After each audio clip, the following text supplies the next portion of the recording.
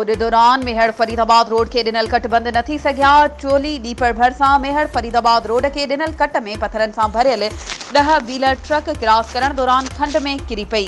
Truck driver मेहदी पठान समेत 2 ॼणा ज़ख़्मी थी पिया। ज़ख़्मियुनि खे मक़ामी अस्पताल मुंतक़िल कयो वियो। यादि रहे त ॿोॾि खे 1.5 साल गुज़री वियो आहे, पर इंतज़ामिया ऐं ठेकेदार जी नाअहली सबबि मेहर फरीदाबाद रोड जो कमु मुकम्मल न थी सघियो ऐं ॾिनल कट बंद न थियण करे हादसा रोज़ जो मामूल बणियल आहिनि।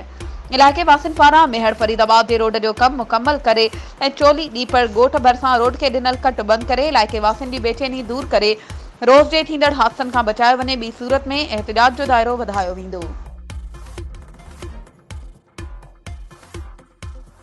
वधीक ख़बरूं ऐं अपडेट्स जे लाइ असांजे चैनल खे सब्सक्राइब कयो ऐं हा, बेल आइकन खे प्रेस करणु न विसारिजो त जीअं असांजी हर नई अचण वारी वीडियो तव्हां ताईं पहुची सघे।